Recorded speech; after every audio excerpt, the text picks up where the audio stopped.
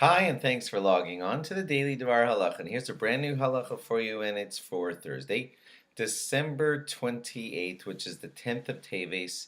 So we need to talk about the fast of the 10th of Teves. So again, really quickly, we already taught it to you. The reason for the fast is because the Babylonians began their siege around Jerusalem on the 10th of Teves, which led eventually, a year and a half later, to the destruction of the temple. So the beginning of that siege is marked as kind of like the beginning of the end of that first temple of the Jewish people. So we mark it as a day of sadness. I'll say real quickly, because I say it on pretty much every Jewish fast, the point of the fast is not to figure out how to get through your day without the fast bothering you. Quite the contrary, you're supposed to feel the fast, and you're supposed to learn about repenting and what could we do to have our third temple finally be rebuilt, and those kinds of things are the beautiful things to occupy yourself with on the day of a fast, not figuring out cute ways to distract yourself from the fast. Some of the basics of the fast are that it begins at the crack of dawn, it ends at nightfall, which means like right around the same time Shabbos ends in your city. You are allowed to eat in the morning before the crack of dawn, and then continue on and fast. It's the shortest fast for us in the northern hemisphere, and so it's a little bit of a lenient fast. If a woman is nursing or pregnant, there's room to be lenient, and she could certainly speak to her rabbi about that. People who are ill have room for leniency too. You should not decide any of this on your own, but I'm just telling you that you can speak to your rabbi, and he may find reasons for you to not have to fast on this fast. All other people who are healthy should be fasting on the 10th of Teves. The 10th of Teves is pretty much the only fast in our present setup of our calendar that can fall out on a Friday. And most other fasts, or all other fasts, can't really come out on a Friday in our present calendar setup.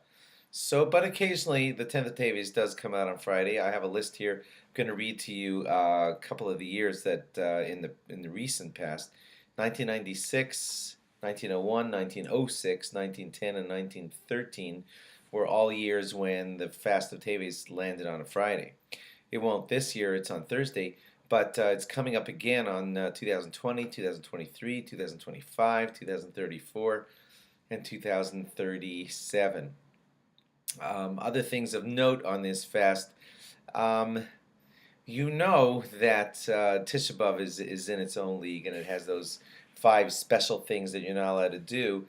And not wearing leather shoes is something that's left, specifically to Yom Kippur and to Tisha B'Av, and it does not apply to you and I on a fast like the 10th of Teves.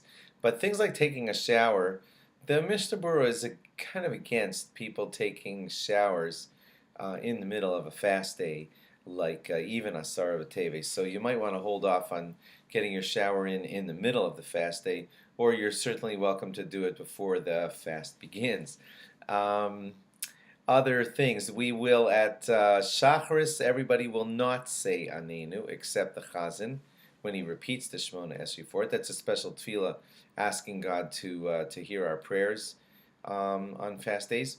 And we will also have Torah reading in Mincha with a Haftorah and some special additions in the Shemona Esrei. And if you're fasting and planning to finish the fast, then you do say Anenu in your Mincha Shemona Esrei. For your interest, I don't know if you know this, but Israel, the country, is having a lack of rain this winter, unfortunately, and there will be a large gathering of people praying at places like the Kotel in Israel, basically begging God for rain, and that'll happen on this Asara B'Teves. Anyway, I hope you have a meaningful fast, and log on again after the fast or on Friday for brand new laws before Shabbos. Bye-bye.